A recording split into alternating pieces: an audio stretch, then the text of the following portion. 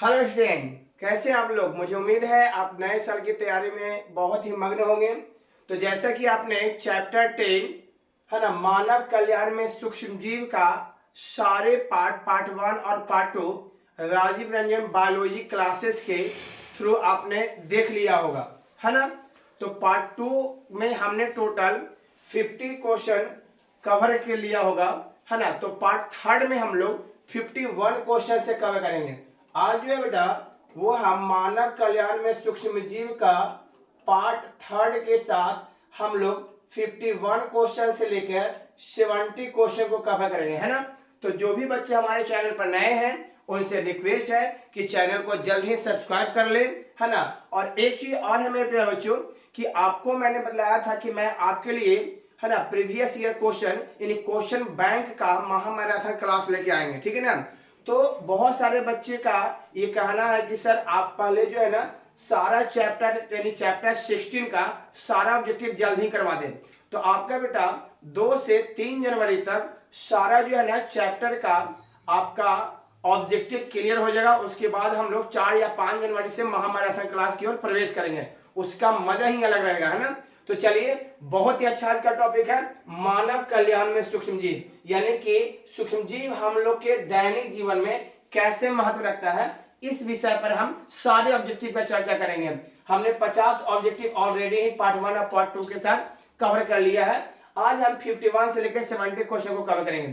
तो चलिए, समय को देखते हुए सबसे पहला जो आज का ऑब्जेक्टिव पार्ट 3 का पहला है वो हम देखेंगे। चलिए, पार्ट 3 के साथ 51 क्वेश्चन क्या कहता है, जैव सक्रिय अणु साइटोक्लोरोस्पोरिन ए बनाया जाता है। बहुत ही अच्छा क्वेश्चन है प्यारे बच्चों। जैव सक्रिय अणु, है ना, साइक्लोस्पोरिन ए बनाया जाता है। तो ये जो बनाया जाता है जैव सक्रिय अणु साइक्लोस्पोरिन ए, वो बनाया जाता है टाइकोडर्मा नामक कवक से। किससे बेटा? टाइकोडर्मा नामक कवक से, यानी A is the right answer. 51 question का ऑप्शन क्या बेटा? ए बिल्कुल सही है। चलिए, क्वेश्चन नंबर 52 की ओर बढ़ते हैं।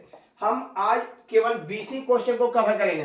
तो जो भी बच्चे हैं केवल 20 मिनट ही दिल थाम के बैठे, क्योंकि सारा ऑब्जेक्टिव ये 20 जो है आपको बहुत ही महत्वपूर्ण होने वाला है ना।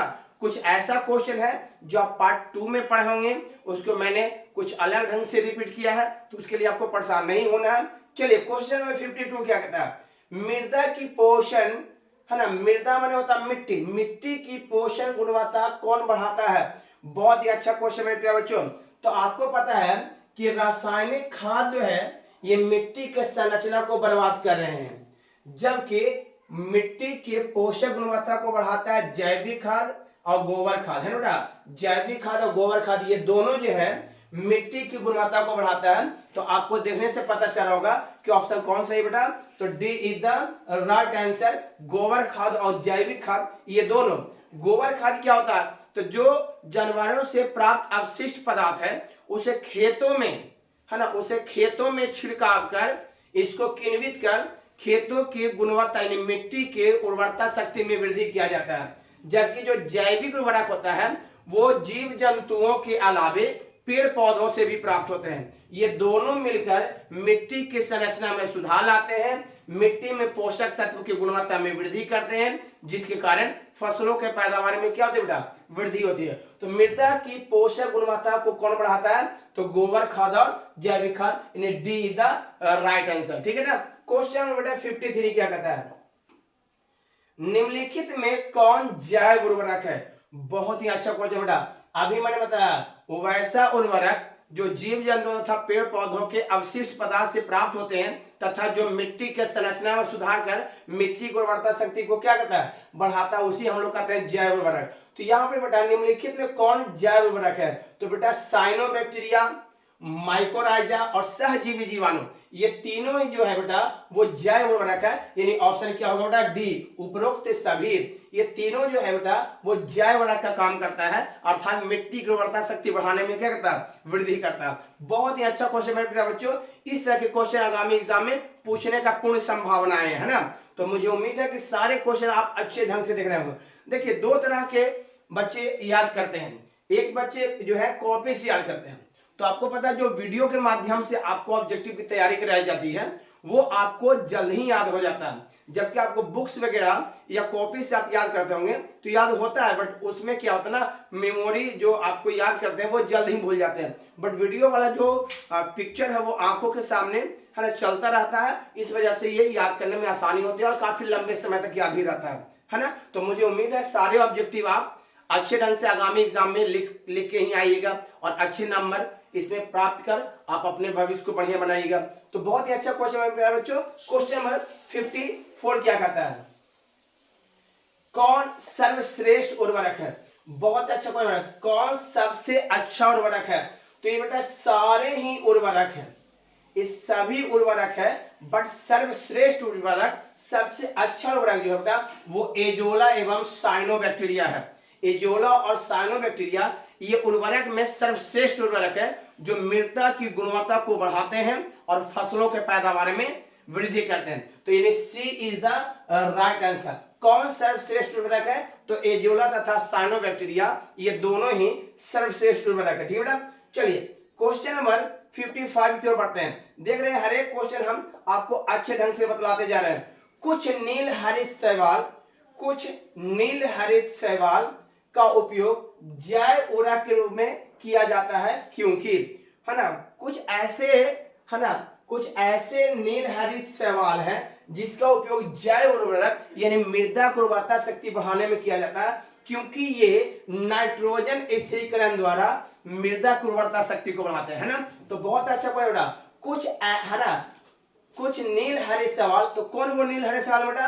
तो कुछ नील हरित शैवाल का उपयोग जैव उर्वरक के रूप में क्यों किया जाता है? क्योंकि ये जो नील हरित शैवाल है ये नाइट्रोजन स्थिरीकरण द्वारा वायुमंडल में नाइट्रोजन स्थिरीकरण द्वारा मृदा की उर्वरता शक्ति को क्या करते हैं बेटा? बढ़ाते हैं। यानी कि इसका ऑप्शन क्या बेटा? डी। यानी 55 का आंसर क्या बेटा? डी बिल्कुल सही है ना। ये नाइट्रोजन का स्थिरीकरण कर सकते हैं ना। चलो बेटा क्वेश्चन नंबर क्या कहता है 56 क्वेश्चन, जैव खाद को हम लोग जैव गैस, इसको हम बायोगैस भी कहते हैं। ठीक है बेटा, कौन गैस कहते हैं? बायोगैस। कौन गैस बेटा? बायोगैस। तो जैव गैस के उत्पादन में प्रयुक्त होने वाला जीवाणु का समूह है। बहुत ही अच्छा क्वेश्चन बेटा। जैव गैस यानी बायोगैस के उत्पादन में प्रयुक्त होने वाला जीवाणु का समूह कौन है? तो वो है बेटा मिथेनोजेन, यानी डी द राइट आंसर। मिथेनोजेन है ना एक ऐसा जीवाणु है जो बायोगैस के निर्माण में उत्पादन में मदद करता है। और आपको ही पता है बेटा बायोगैस जो है जलने पर अधिक उष्मा है ना कम प्रदूषण करता है। बहुत ही अच्छा गैस होता है ये। तो ये किससे दिया बेटा? मिथेनोजेन से। लेकिन ये गैस जलने पर प्रदूषण भी उत्पन्न करता है। ठीक है ना बेटा। तो बहुत अच्छा क्वेश्चन है। मिथेनोजेन जैव गैस के उत्पादन के लिए सबसे अच्छा जीवाणु का समूह माना गया। ठीक है ना। चलिए बेटा क्वेश्चन नंबर 57 क्या कहता है? क्वेश्चन 57 है स्वतंत्र जीवी अवायवीय नाइट्रोजन स्थिरीकारक है। बहुत अच्छा क्वेश्चन बेटा। स्वतंत्र जीवी अवायवीय नाइट्रोजन स्थिरीकारक होता है। तो इसका सही जवाब बेटा, बहुत अच्छा क्वेश्चन, फिर से देखें क्वेश्चन का जवाब सुनने से पहले स्वतंत्र जीवी किसको कहते हैं? जो प्राकृतिक में स्वतंत्र रूप से पाए जाते हैं, बट अवायवीय का मतलब होता है जो ऑक्सीजन के उपस्थिति में क्रिया नहीं होती है। तो स्वतंत्र जीवी अवायवीय नाइट्रोजन स्थिरीकारक इनमें से कौन है? तो वो है बेटा एजोटोबैक्टर। कौन है बेटा? एजोटोबैक्टर जो है वो ऐसा स्वतंत्र जीवी सूक्ष्म जीव है जो अवायवीय नाइट्रोजन स्थिरीकरण द्वारा मृदा की उर्वरता शक्ति को बढ़ाते हैं। तो फिर से क्वेश्चन को देखेंगे मेरे बच्चों, क्या कहता है क्वेश्चन? स्वतंत्र जीवी अवायवीय नाइट्रोजन स्थिरीकारक है। तो इसका सही जवाब है Azotobacter. Option number D the right answer. ठीक है ना। चलिए क्वेश्चन नंबर 58 क्या कहता है? क्वेश्चन 58 क्या कहता है? पादप रोगों के नियंत्रण हेतु समान जैव नियंत्रण है। माने पौधा में जो रोग होते हैं उसी को कहते हैं पादप रोग। पेड़ पौधा में होने वाले रोग को क्या कहते हैं? पादप रोग। और पौधा में रोग ना हो यानी पौधा में रोगों के नियंत्रण के लिए हम समान जैव नियंत्रण के रूप में किसका उपयोग करते हैं? तो क्या सही जवाब बेटा ट्राइकोडर्मा। क्या बेटा? ट्राइकोडर्मा है ना, ये जैव नियंत्रण है जो पौधों में होने वाले रोगों से पौधों को सुरक्षा प्रदान करता है। बहुत अच्छा क्वेश्चन बेटा। पौधों में होने वाले रोगों को रोकने के लिए हम जैव नियंत्रण रूप में ट्राइकोडर्मा का उपयोग करते हैं। यानी क्वेश्चन 58 का आंसर क्या बेटा? डी बिल्कुल सही है। क्वेश्चन नंबर 59 क्या कहता है? क्वेश्चन नंबर बेटा 59 क्या कहता है? ब्रेड बनाने में क्या इस्तेमाल होता है? तो सारे बच्चों को पता होगा बेटा, ये शायद पिछला वीडियो में भी मैंने बतलाया था, बट क्वेश्चन उसमें कुछ और था और इसमें कुछ और क्वेश्चन है। ब्रेड बनाने में किसका उपयोग होता है? तो सारे बच्चों को पता होगा, वेकर्स ईस्ट का। वेकर ईस्ट का प्रयोग होता है ब्रेड निर्माण में, है ना। इसे ईस्ट की मदद से जब ये ब्रेड बनता है तो स्पंज नुमा हो जाता है और इनसे निकलने वाली गैस क्या होता है बेटा? CO2। याद रखिएगा, बहुत ही अच्छा क्वेश्चन ये है। क्वेश्चन नंबर 60 क्या कहता है मेरे प्यारे बच्चों? क्वेश्चन नंबर 60 है, जैव सक्रिय अणु साइक्लोस्पोरिन ए को बनाया जाता है। बहुत देखिए, ये क्वेश्चन आपको स्टार्ट में भी था, बट वो क्वेश्चन कुछ और था, ये क्वेश्चन कुछ और है। जैव सक्रिय अणु कौन बेटा? जैव सक्रिय अणु साइक्लोस्पोरिन ए को बनाया जाता है, तो वो है बेटा सही जवाब कवक से। कवक के द्वारा ही जैव सक्रिय अणु साइक्लोस्पोरिन ए को बनाया जाता है। तो जैव सक्रिय अणु साइक्लोस्पोरिन ए को किसके द्वारा बनाया जाता है बेटा? कवक से, है ना। बहुत ही अच्छा क्वेश्चन है। चलिए क्वेश्चन नंबर 61 क्या कहता है मेरे प्यारे बच्चों? क्वेश्चन नंबर 61 क्या कहता है? कवक एवं उच्च कुल के पौधों की जड़ों के बीच बनने वाला सहजीवी संबंध। बहुत अच्छा बेटा, कवक और ऊंचे कुल के पौधे, ऊंचे कुल के पौधे दैट मीन्स कवक जो होता है वो अति सूक्ष्म होता है और ऊंचे कुल के पौधे जो हमारे पृथ्वी पर हमें आसानी से दिख जाते हैं, है ना। तो कवक एवं उच्च कुल के पौधों के जड़ों के बीच सहजीवी संबंध को कहा जाता है। बहुत अच्छा क्वेश्चन बेटा। तो सहजीवी संबंध को कहा जाता है माइकोराइजा। ये होता है क्या सर एक संबंध? तो माइकोराइजा में क्या होता है कि कवक से जो है उच्च कुल के पौधे को लाभ प्राप्त होता है और उच्च कुल के पौधे को कवक, है ना, उच्च कुल के पौधे से कवक को लाभ प्राप्त होता है। तो याद रखिए, कवक एवं उच्च कुल के पौधों की जड़ों के बीच बनने वाले सहजीवी संबंध को क्या कहा जाता है? तो माइकोराइजा। यानी क्वेश्चन नंबर 61 का आंसर क्या बेटा? बी होगा, है ना। बहुत ही अच्छा क्वेश्चन है। तो बेटा क्वेश्चन नंबर 62 क्या कहता है? क्वेश्चन नंबर 62 क्या? स्वतंत्र जीवी अवायवीय नाइट्रोजनीकरण। देखिए एक क्वेश्चन आपको रिपीट हो चुका है, ये क्वेश्चन जो है आपका रिपीट हो चुका है, तो घबराने की कोई बात नहीं है। स्वतंत्र जीवी अवायवीय नाइट्रोजन स्थिरीकरण जीवाणु जो है बेटा वो आपको पता होगा, अभी मैंने बतलाया। स्वतंत्र जीवी अवायवीय नाइट्रोजनी स्थिरीकरण जीवाणु कौन है? तो जीवाणु जो बेटा एजोबैक्टर है। कौन बेटा? एजोबैक्टर, जो हम आपको पहले भी बतला चुके हैं ना। यानी क्वेश्चन नंबर 62 का ऑप्शन क्या बेटा? सी बिल्कुल सही है।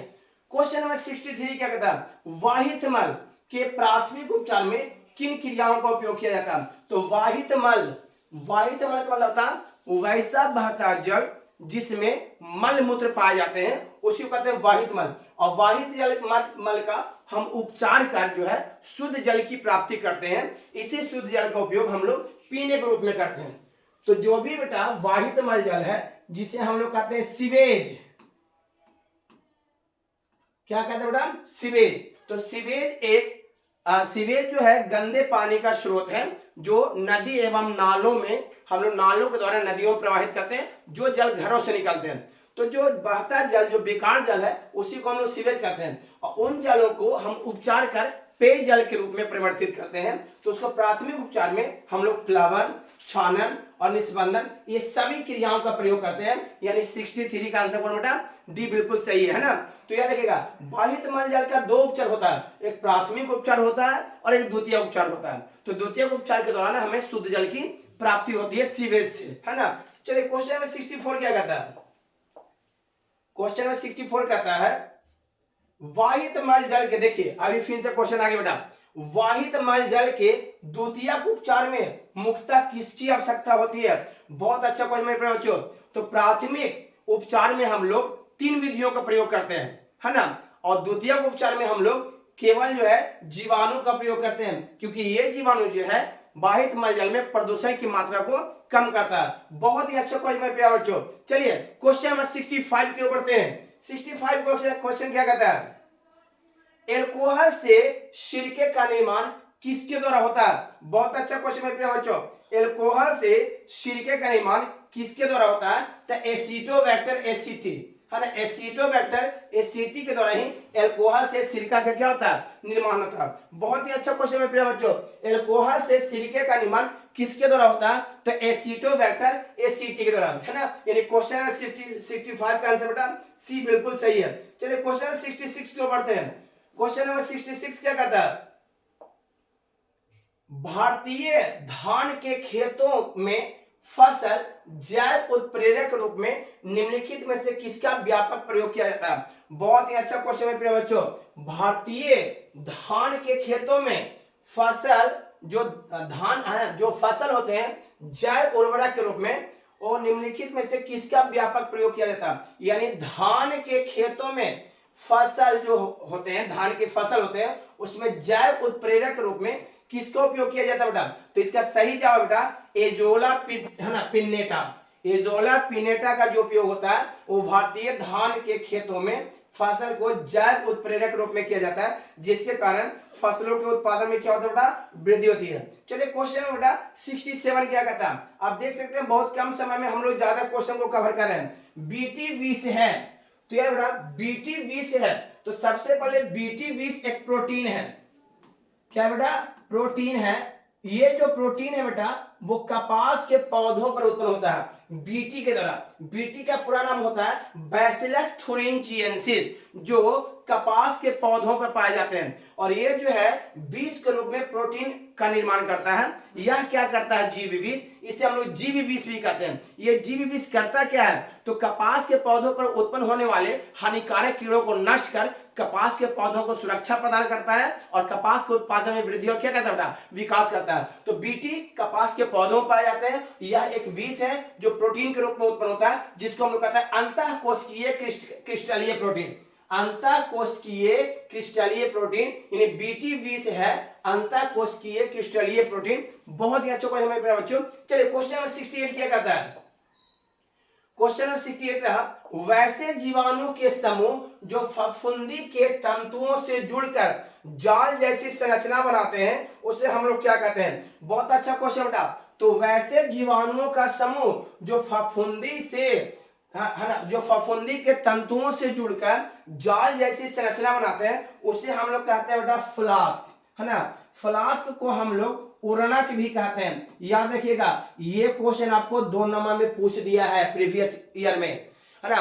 तो याद रखिए बेटा प्रीवियस ईयर में आपको फ्लास्क ये 2 नंबर में क्वेश्चन आ गया है, बट यहाँ पर केवल ऑब्जेक्टिव के रूप में है। आप इसे सब्जेक्टिव के रूप में भी डाल सकते हैं कि फ्लास्क वैसा जीवाणु है जो फफूंदी के तंतुओं से जुड़कर जाल जैसी संरचना बनाते हैं। बहुत ही अच्छा क्वेश्चन है प्रिय बच्चों। वैसा जीवाणु के समूह, तो वो जीवाणु, है ना, का समूह जो फफूंदी के तंतुओं से जुड़कर जाल जैसी संरचना बनाते हैं वो कहलाते हैं फ्लास्क या उर्णक। फ्लास्क बेटा आपका इंग्लिश वर्ड हो जाता है, उर्णक इसका हिंदी हो जाता है ना, जो आपको 2 नंबर भी क्वेश्चन पूछा गया। चलिए क्वेश्चन नंबर 68 जो कि सेकंड लास्ट क्वेश्चन होने वाला है आज की इस वीडियो का। गाय तथा भैंस के आहार नली में क्या पाया जाता है? बहुत अच्छा क्वेश्चन बेटा। गाय एवं भैंस के आहार नली में क्या पाया जाता है? तो इसका सही जवाब बेटा मिथेनोजेंस। मिथेनोजेंस जो है गाय एवं भैंस नली के आहार नली में पाया जाता है ना।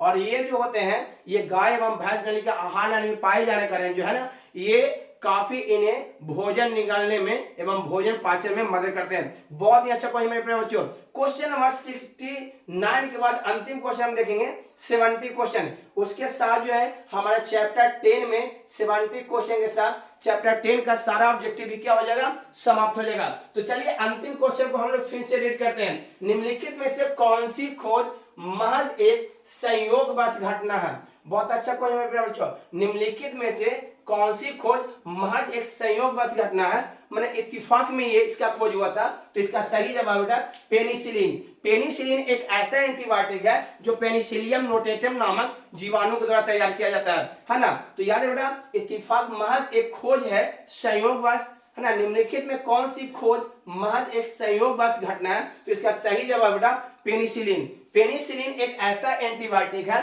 एक ऐसा प्रतिजैविक है जो पेनिसिलियम नोटेटम नामक जीवाणु से तैयार होते हैं। तो आज आपका 70 ऑब्जेक्टिव के साथ बेटा चैप्टर 10 का सारा ऑब्जेक्टिव समाप्त हो गया। अगला वीडियो में हम लोग चैप्टर 11 से हर एक ऑब्जेक्टिव को कवर करेंगे, है ना। तो आप जितने भी बच्चे हमारे चैनल पर नए हैं उनसे रिक्वेस्ट है बेटा कि चैनल पर जो नए हैं सब्सक्राइब कर लो, वीडियो को ज्यादा से ज्यादा शेयर करें। अब तक जो बच्चे चैनल को सब्सक्राइब नहीं किए उनसे विनती है बेटा कि वो चैनल को सब्सक्राइब कर ले। और आपसे एक रिक्वेस्ट और है कि कमेंट तो जरूर करें, क्योंकि कमेंट हम आप सभी बच्चों को पढ़ते हैं और मुझे लगता है कि मेरे में कोई कमी है तो उनको हम सुधार करते हैं। तो चलिए हमारे चैनल से बने रहने के लिए, है ना, धन्यवाद। जय हिंद।